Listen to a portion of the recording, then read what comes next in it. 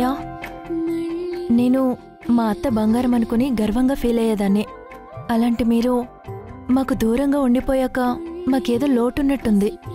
గత జ్ఞాపకాలు కొన్ని గుండెని బరువెక్కేస్తాయి, మరికొన్ని సంతోషంతో మనసు ఉప్పొంగేలా చేస్తాయి. కాబట్టి బరువెక్కించే వదిలేసి ఈ క్షణాల్ని భవిష్యత్తులో మధుర జ్ఞాపకాలుగా మార్చుకోండి.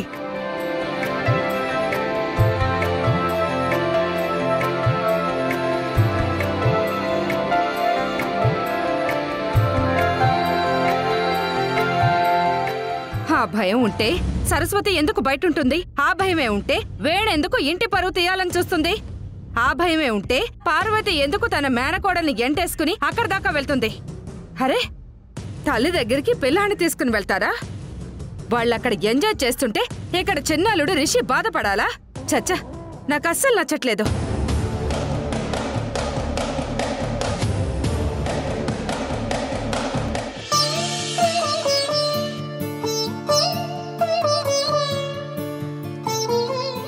ఈ క్షణంలో ఏదీ తలుచుకోవద్దు పార్వతి. సంతోషంగా ఉండు. చెల్లంటే బిడ్డతో సమానం. ఈ ముద్దలో అక్క ప్రేమ, అమ్మ ప్రేమ రెండూ ఉన్నాయి. తిను పార్వతి. కమ్మని క్షణాల వాన, కమ్మిన సావాసంలో కలలా మారిందేంటో కాలం.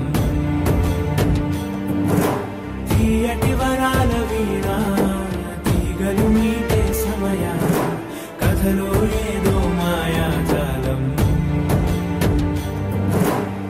కృష్ణమ్మ కృష్ణమ్మ నీలాగే పొంగిందమ్మా మాలో సంతోషం. ఈ కొమ్మ ఆరెమ్మ చల్లాయే గంధాలేవో మాపై నిమిషం. అన్న ఇలాంటి ప్రపోజల్ పెట్టడం ఏంటి? దానికి అందరూ ఒప్పుకొని వెళ్ళడం ఏంటి?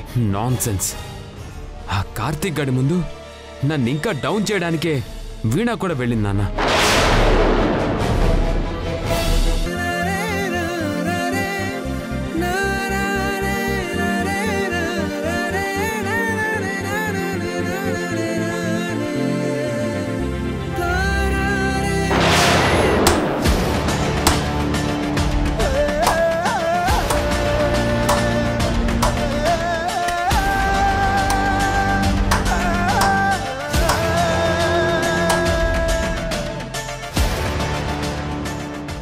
రిషి, నువ్వు రాలేదని అమ్మ చాలా ఫీల్ అయింది.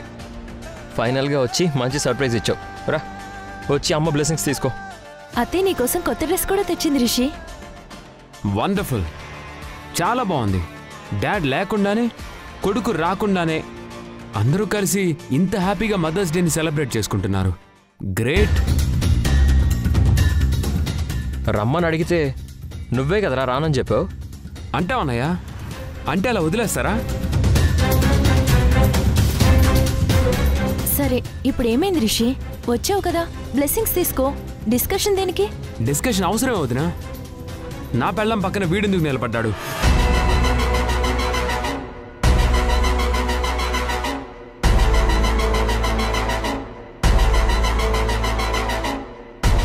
అంటే వీళ్ళిద్దరిని ఇలాగే జంటగా దీవించావు కదమ్మా. ఏమని దీవించావు? తప్పుగా మాట్లాడుతున్నావు రిషి, మాటలు జాగ్రత్త. మరి నా భార్య పక్కన వీడెందుకు నిలబడ్డాడమ్మా?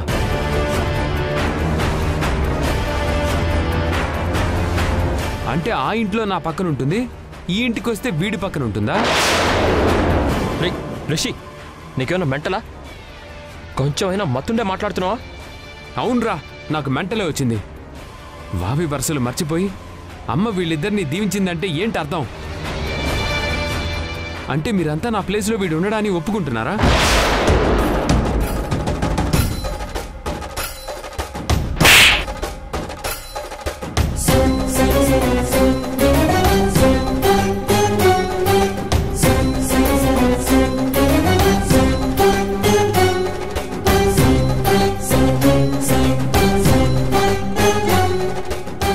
ఎలా పుట్టావురా నా కడుపున?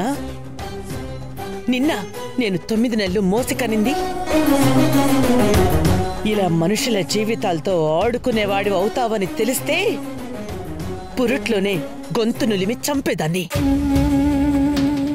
ఇంత అసహ్యంగా ఎలా మాట్లాడుతున్నావురా? కార్తీక్ కూడా నీ తండ్రికి పుట్టినవాడే.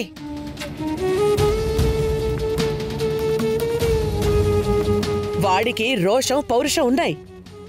ఇలా మాట్లాడినందుకు ఇప్పుడే నీకు బుద్ధి చెప్పగలడు.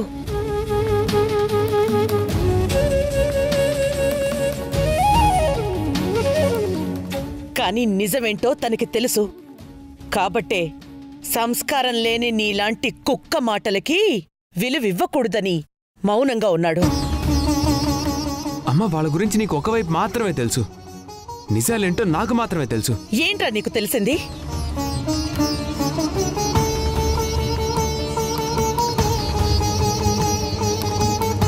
బిజినెస్ పని మీద ఆఫీస్కొచ్చిన కార్తీక్కి వీణకి ఏదో సంబంధం ఉంది అని మాట్లాడి వాళ్ళని అవమానించడం తెలుసు.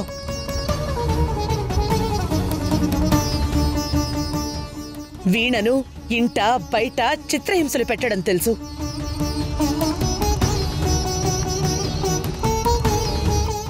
బాగుపడరా అని తను చెప్పే మాటల్ని అపహాస్యం చేసి తన మీద కక్ష తీర్చుకునేలా ప్రవర్తించడం తెలుసు. నీ ఇష్టమొచ్చినట్టు నిందలు వేసి కాపురాలు కూల్చాలని, జీవితాలే నాశనం చెయ్యాలని చూస్తే ఇంతవరకు నాలో అమ్మతనాన్ని చూశావు.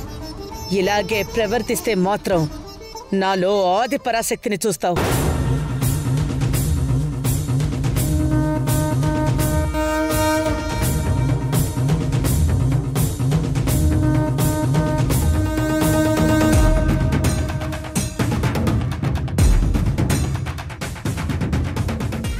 రేయ్, సరస్వతి టెక్స్టైల్స్ కంపెనీ చైర్మన్గా ఇప్పుడు చెప్తున్నాను.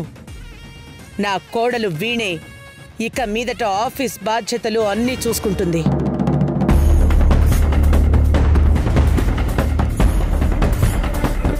అమ్మా, మాట్లాడకు. నేను చెప్పింది మాత్రమే విను.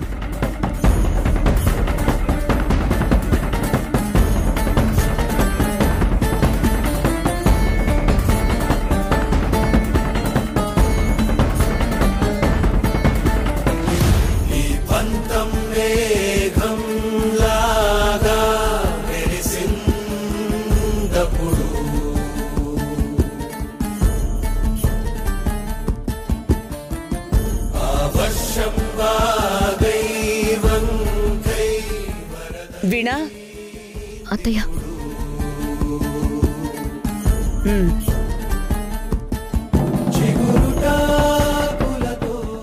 ఇక నుంచి చెక్ పవర్స్ కూడా వీణకే రాశాను.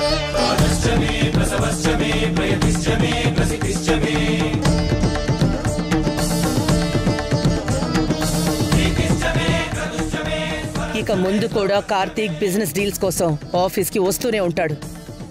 మెటీరియల్ సప్లై చేస్తూనే ఉంటాడు. నువ్వు వాళ్ళకి ఏ మాత్రం ఇబ్బంది పెట్టాలని చూసినా నేను అమ్మను అని మర్చిపోయి ఏం చేస్తానో నాకే తెలీదు. జాగ్రత్త.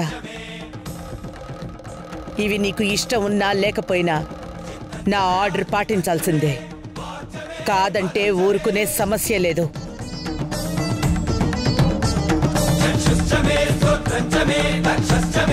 పంచమే